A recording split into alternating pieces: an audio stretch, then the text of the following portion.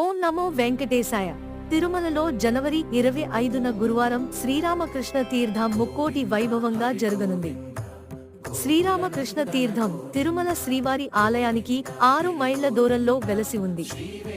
పుష్యమి నక్షత్రంతో కూడిన పౌర్ణమి నాడు ఈ తీర్థము కోటిని ఆలయ ఆచకులు శాస్త్రోక్తంగా నిర్వహిస్తారు. స్కంద పురాణం ప్రకారం పూర్వకాలంలో శ్రీరామకృష్ణుడు అనే మహర్షి వెంకటాద్రిపై తపస్సు చేసి తాను స్నానమాచరించడానికి ఈ తీర్థాన్ని రూపొందించుకున్నారు.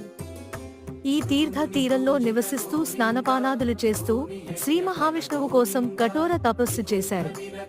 ఈ పర్వదినం నాడు ఉదయం 7:30 గంటలకు శ్రీవారి ఆలయ అర్చకులు మంగళ వాయిద్యాలతో ఆలయ మాడ వీధుల గుండా పూలు, పండ్లు, స్వామివారి ప్రసాదాలు తదితర పూజా సామగ్రిని శ్రీరామకృష్ణ తీర్థానికి తీసుకెళతారు.